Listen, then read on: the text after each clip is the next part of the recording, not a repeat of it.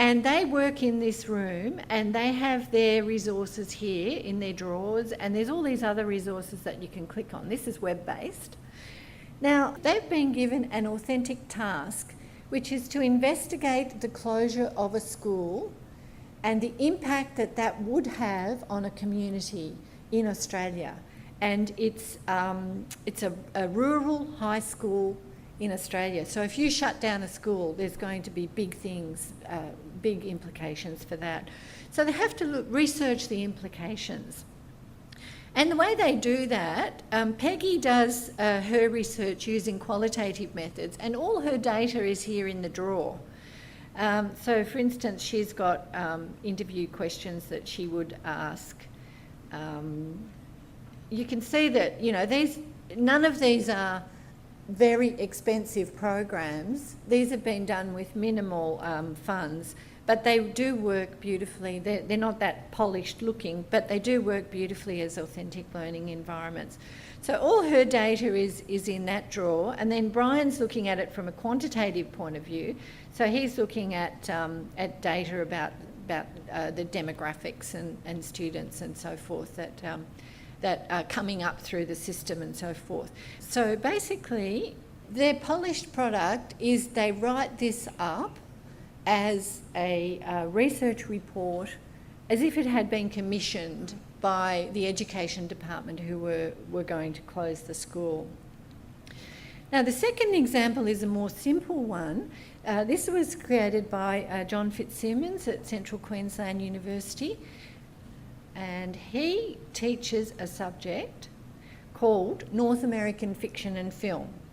What he did to create an authentic learning environment with that was to actually give students a role as a member of an editorial board. So he just made this website himself, but it's a beautiful example of an authentic learning environment.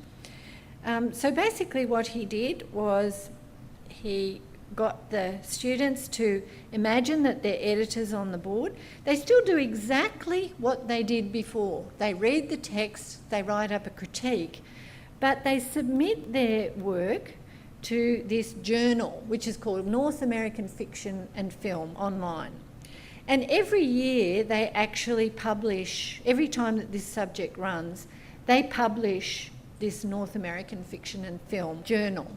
And the best essays, the best critiques are chosen by all the students. So imagine that they're not only writing, they're also reviewing each other's work and reflecting on that and assessing, evaluating the quality of each other's work.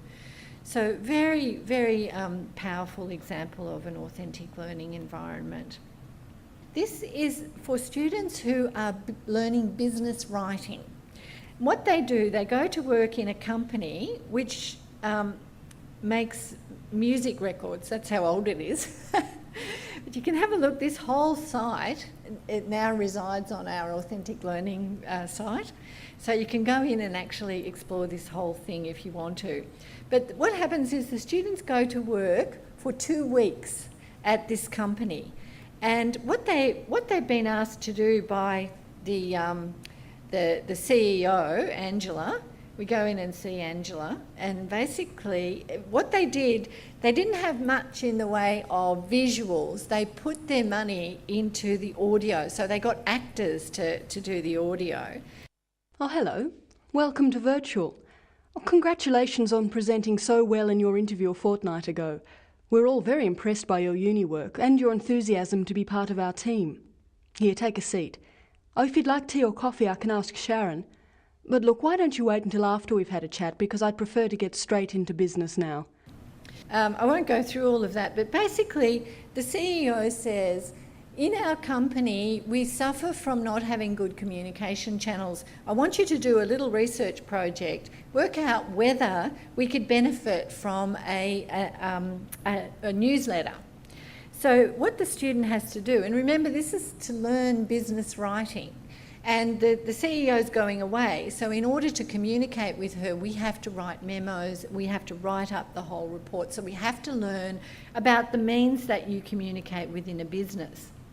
So basically, she goes on and on about what she wants her to do, so it's quite complex. And then you go back to your office, and here what you're going to do is interview the staff.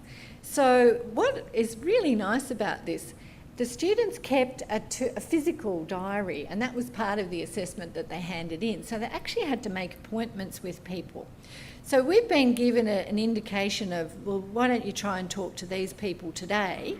So rather than just like the technology, I should be able to just click on Mario there if I wanted to go and see him. But instead of that, I have to write down his number and then actually phone him, which I can do here. So if I note 1231 and close, then I can go to my dialer, and then I can dial him up and make an appointment. And notice your voice, it's never spoken, it's just written because of the gender. You've just started and already you want to interview me. Well, I'm a very busy guy, but I guess you've come to the right place if you want to know all about virtual. I can give you some time, say the Savo, but you'll have to make it snappy. 15 minutes max. We'll see you around 2 then, okay? Okay, so now you've made an appointment, you can then actually go and interview that person. And before we do that, I just want to show you that there's a whole range of other resources here. For instance, the library. Now, this is where you can find out how do you communicate in a business. And instead of reinventing the wheel, these simply link to other resources that already reside on the internet. But now that I've made an appointment with Mario, I can go and see him. If I hadn't made an appointment, it wouldn't let me in. But what they've done, it's very nice because you can only ask 5 questions, or 2 or 3, I think, actually, and you have a choice of 5. So if I ask, do you think it would be a good idea to start a newsletter at Virtual Records? He's very suspicious. Ah, so I get it. This is Angela's doing, isn't it? To get support for her newsletter idea. Yeah, I should have known. Well, she already knows what I think about it all. As far as I'm concerned, I've got better things to do with my time, not to mention it being a drain on our department's budget and resources. So I'll just stop it there, but you can see there's the way that they've scripted this, there's a lot of peripheral information about what happens in a business. And this is something which matches really nicely with the situated learning theory, where people learn to be professional by watching what other professionals do. And having that legitimate peripheral participation is something that comes through very strongly in this. And then this is one that's been developed for Year 10 school students, history students, and this is a teacher from Coonabarabran High School, which is a very remote part of Australia in New South Wales. And he's developed this wonderful site, which is very authentic. In Australia, every small town has a memorial to its fallen soldiers. And what he gets his students to do, the history students, this is the one in their town. They would go to the memorial, which they can see here. The names aren't really clear, but he's improved this in a later version, he told me. But the students choose a name from the wall, and remember, it's a small country town. They may in fact know or be related to a name that's there. And then what they do, they choose a name, then they research that soldier. And what he does, he links the students to wonderful resources which already exist through the Australian War Memorial and other places within Australia. So the students would, first of all, find PDF records. All the records of the soldiers are on PDF form. So they would find records of the soldier from the PDFs. Then once they have the name of a unit or a battalion, they would then go and research where the battalion went and so forth. So, and then what they do, they write it up as a story, the story of this soldier in World War I.